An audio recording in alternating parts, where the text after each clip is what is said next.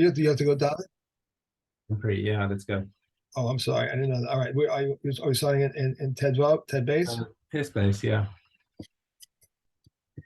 One who aimed to kill an animal but killed a human, or who aimed to kill a Gentile but killed a Jew, and for who I'm sorry. Did you put the recording back on?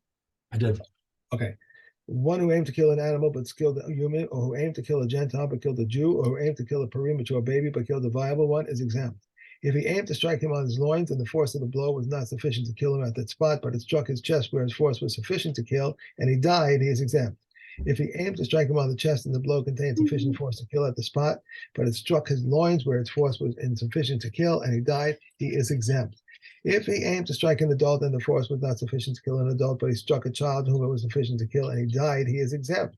If he aimed to strike a child and the force was sufficient to kill a child, but it struck an adult whom it was not sufficient to kill and he died, he is exempt. However, if he aimed to strike him on his loins and the force was sufficient to kill at the spot, but he struck his chest and he died, he is liable. If he aimed to strike an adult and the force was sufficient to kill an adult, and he struck a child and he died, he is liable. Reb Shimon says even if he aimed to kill this one and he killed that one, he is exempt. If he murdered, if a murderer's identity was lost in a group and they are all exempt, Then Yehuda says we place them in a cell. Anytime people sentenced to execution become fused with one another, they are subjected to the most lenient one. If those sentenced to be stoned became confused with those sentenced to be burned, Reb Shimon says they are all executed by stoning, as burning is more severe. But they can come and say they are executed by burning, as stoning is more severe. Reb Shimon said to them, if burning was more severe, it would not have been meted out to the daughter of a Kohen who commits adultery. They said to him, if stoning were not more severe, it would not have been meted out to the blasphemer and the idolater. If those who beheaded became confused with those who became strangled, Reb Shimon said they are executed by beheading, but they can come and say by strangulation. One who became liable to two forms of execution is subject to the more severe form. If he committed a transgression which was punishable by two forms of execution, he is subjected to the more severe one. Rabbi Yossi says he is subjected to the one by which he was first enjoined.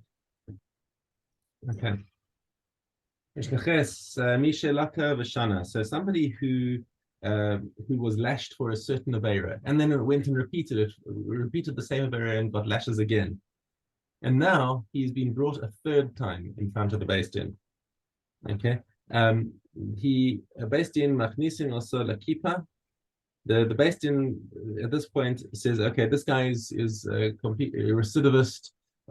He keeps going back to the same avera. And by the way, the Gemara explains that we're not talking about any stam avera like he kept eating chazer. We're talking about somebody who did something that he's chayav kares for. Okay. Because the punishment for kares, if somebody's warned about an oven that contains kares, he also gets malchus for that. Okay, so Beis Din puts him into the dome, and they feed him barley until his stomach explodes, basically. Do they feed him water also to make the barley? Yeah. So they give him small amounts of Scant water, it says. Scant water. Scant water, correct. What if somebody manages to get off the technicality of for a murder? Now we're talking particularly about murder over here, not about other areas that have got a death penalty associated with, specifically about murder, because murder tears apart the fabric of society. Okay, so he managed to do it without witnesses. How do we know he did it? Okay, so let's say you got two witnesses, but from some technicality, the witnesses weren't standing together. They were standing. There was one seeing it from one window, the other saw him from another window. So you do have two witnesses, but technically you can't execute him based on this testimony, or they did it without a warning. They saw him, but they didn't have the opportunity to warn him, so they still can't execute him. Okay, machnisin oso lekipa, umachilin oso lechem tsar umayim lachatz, and so the same story over here. They can't execute him with the Beis Din, but what they can do is they can give him this sort of drama of an execution whereby they kill him without actually giving him a death penalty. Just by the way, your kippah is a little folded on your head. Yeah. My head, thank you. Gonev is a kasva. Okay, so one who steals the kasva. Now, kasva is not a common word. So Gemara explains what's the kasva. It's a certain service vessel in the temple. Okay, so these are it's not there's no death penalty associated with this, but it's considered um, you know a very egregious violation of the sanctity of the temple. Hamakalel bekosen, or one who curses using the name of some sort of magic or avodah zarah, boil aramis, or somebody who publicly has relations with a non-Jewish woman. Kanaim pogenbo. So this is the famous statement, Kanaim pogenbo, that Pinchas used to kill Zimri, because Zimri was boil aramis in front of everyone. Okay, Kanaim pogenbo. Kohen shishimesh betuma. Now, what happens if you have a Kohen who did his avodah? He served in the temple, but he was tameh, and he knew it. So he was, this is not just somebody who accidentally forgot to go to mikvah or became tameh and didn't realize. Somebody who deliberately went and served in tumah. Ein echav hakohanim mevi'in oso lebeis din. They don't. His fellow kohanim don't bother taking him to beis din. Ela pirchei kohana, the young kohanim motzian oso chutz la'azara. They take him out of the azara. Umaftzin es mocha begzir, and they take logs of wood and beat his brains out. Okay, extrajudicial vigilantism is sometimes condoned, apparently. Okay, Zar Shishimesh Bekodesh. What about if a non-Kohen came and decided he wanted to serve in the temple and do the avodah? Rabbi Akiva Omer Bechenek. Rabbi Akiva says he gets sentenced to death by strangulation. The Chachamim B'dei Shamayim. They say no, this is a death penalty that's B'dei Shamayim. It does say of him Mosumas. Sorry, Hazar Hakarev Yumas. It just says the non-Kohen who comes to do the service will be put to death. But the halacha is like the Chachamim, that this is talking about Misa B'dei Shamayim. It's up to Hashem to do it. It's not up to Beis Din to do it. He'll still get Malchus, but he's not executed. Okay, so having spoken now about all of the people who get executed and the various death penalties, the famous Perek Chelek now comes to tell us that Kol Yisrael yesh lehem chelek olam haba. That in your general rule is that no matter what kind of avarian a person is, he's still got a chelek in olam haba. Any Jew has got some sort of chelek, whatever it is.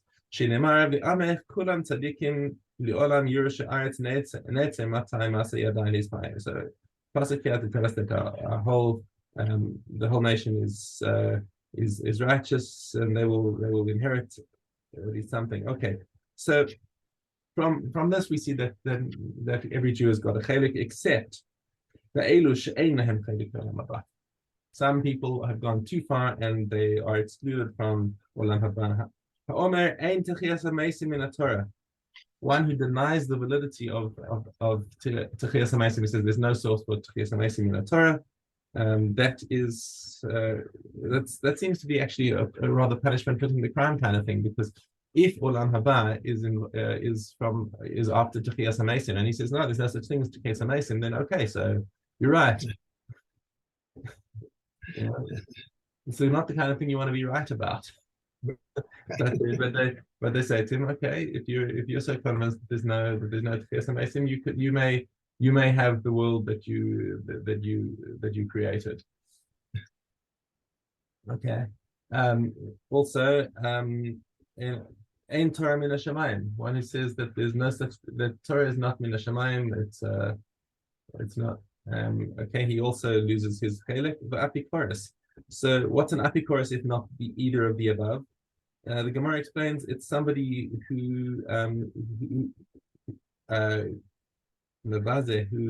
denigrates Talmidei Chachamim, and certainly somebody who is mevaze the Torah, and including this in Apikoros is also a kofer b'metzias Hashem, so somebody who denies Hashem or His unity, or says like there's more than one God, or who denies prophecy, or denies the Torah Shebal Peh.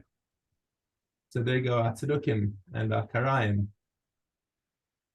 Okay, or one who rejects the Yom Tovs, or so suddenly there's the Gemara comes and adds this laundry list of people who included in this kofar, who doesn't accept, who doesn't have a chelik and a olam haba. So all Israel has a chelik and a olam haba, except all the people who denigrate the festivals, who desecrate sanctified things, and people who perform aveiros with brazenly, in other words, lehachis or b'farhesia, or al derech kafir, or just by saying, I don't believe in all this rubbish anyway. This says here also one who reads external books. Yeah, well, that's in the Mishnah. I was reading commentary up until now. The Kiva comes to add apokore b'sfarim hachitzonim. He says also the books of the Minim, which is actually basically the early Christians, that they reinterpret the words of the Tanakh to fit a foreign ideology. Right. Okay. And one who whispers over a wound and says, so basically, that is a pasuk in Shmos when he says, like, Hashem says, don't worry, and I'll look after you. And so somebody takes this pasuk and says, okay, he has a wound, let me say this pasuk over the wound in order to cure it. So that says Rabbi Akiva, that's such an egregious sin, because you're taking the holy words and using them for mundane purposes. Which is an interesting thing, because I look at this, not that necessarily we don't know if the halacha is like Rabbi Akiva or not. But it's even if it isn't, it's clearly not the right thing to do.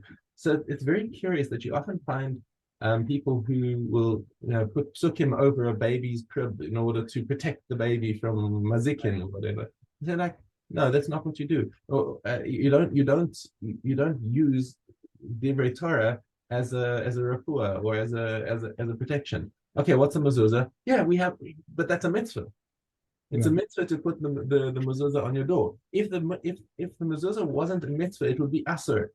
And Rabbi Akiva would say it would make you lose your chelik and olam haba. If you think, oh, I need protection on my doors, let me take some psukim and put them on a scroll and stick them on my doors to protect me.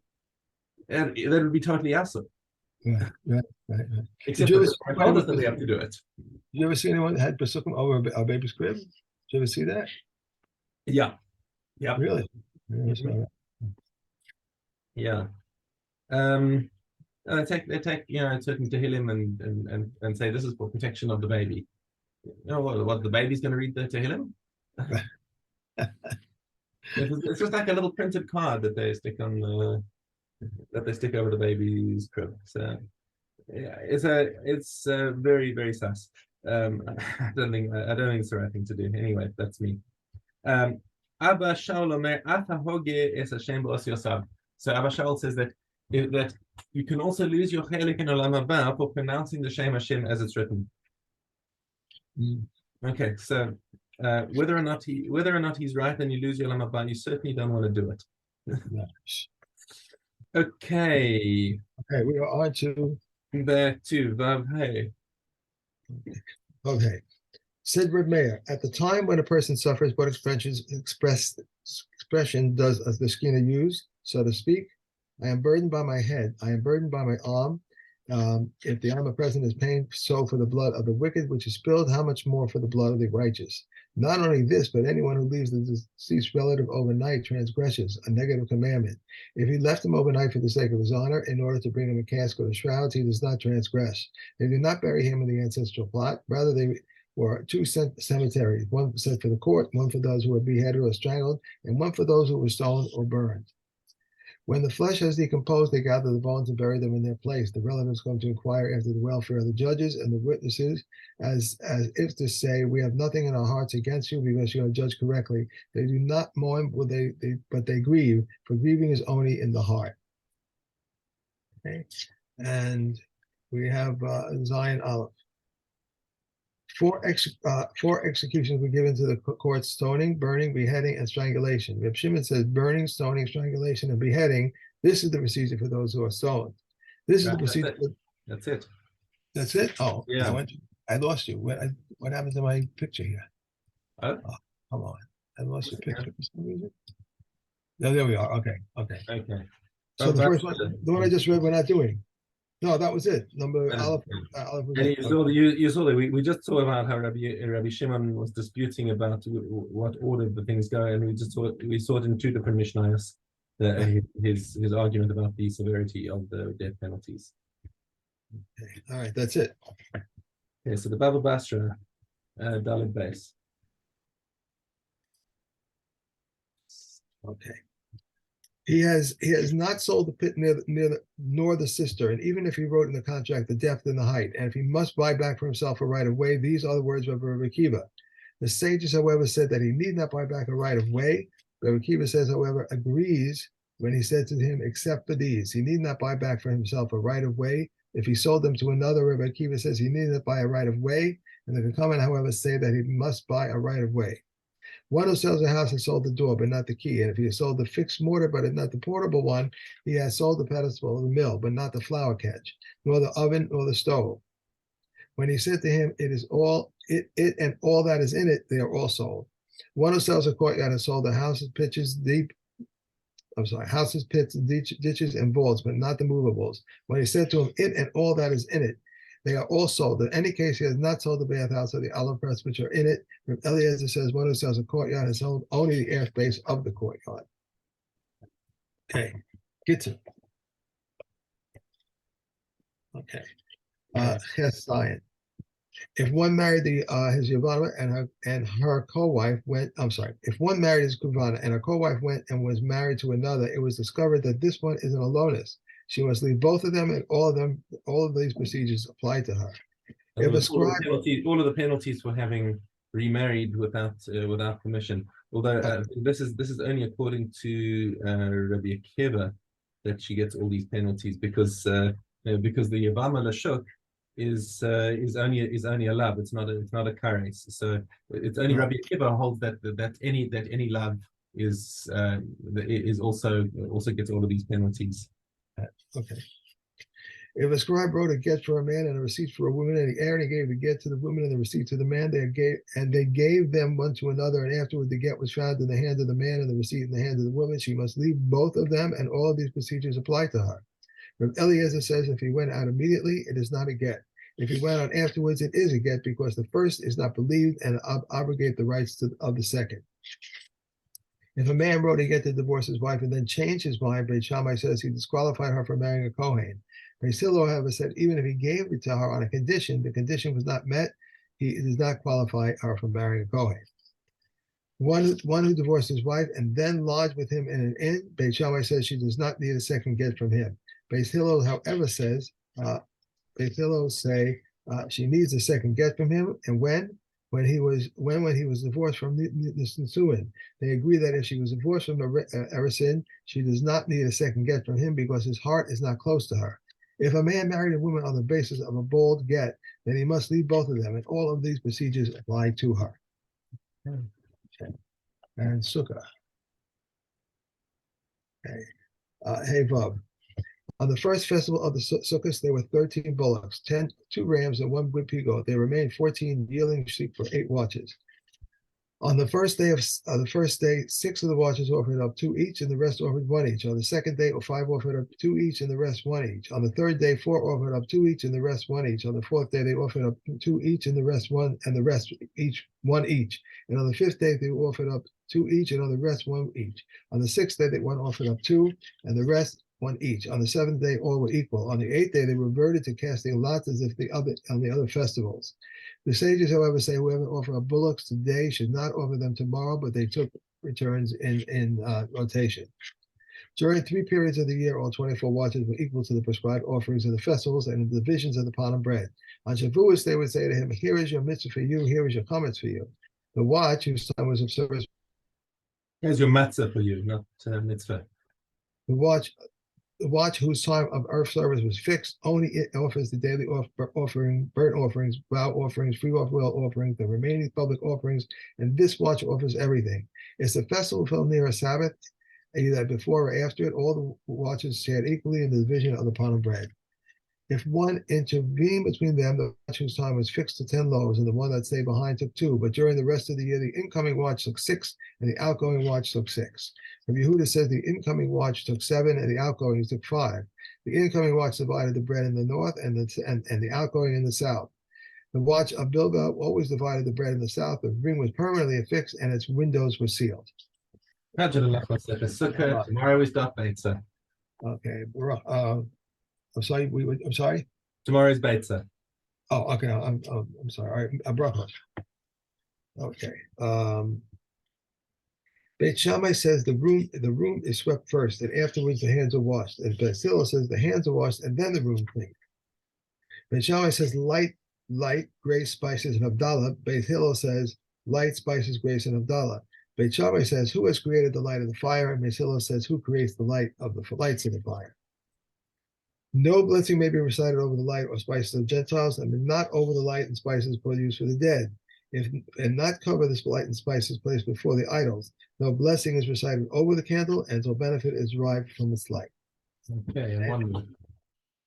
And yeah, Midos. Okay. Aleph Hey. And those gateways in the north, the gate of the Ray, and this gateway was like Pavlon, right? And a loft was built on top of it, so that the Kohanim would stand guard above it and the Levian below. It had an opening to the Kel, and second to it was the gate of the offering. Third to it was the hall of the fire. And there were 4 chambers in the hall of the fire, like suites that opened into a ballroom. 2 chambers were located in the consecrated portion of the hall of the fire, and 2 were located in the unconsecrated portion. At the ends of beams, at the end of beams separated between the consecrated area and the unconsecrated area. And what purpose did these chambers serve? The southwest chamber is the chamber of the sacrificial lambs. The southeastern chamber was the chamber of the makers of the panna bread. The northeastern chamber were the sons and the Hasmoneans of the Hasmoneans concealed the stones of the altar where the Greek kings had defiled. And the northwestern chamber, through it, the Kohanim would descend to the immersion room. The hall of fire had 2 gateways, one open to the Chel and one open to the courtyard. Rabbi Yehuda said the gateway was open to the courtyard, so that it had a small doorway through which the Kohanim would enter to inspect the courtyard. Okay. And we are done. Okay. Have a great day. I know you're running. Bye. Well. Okay. Have a good day.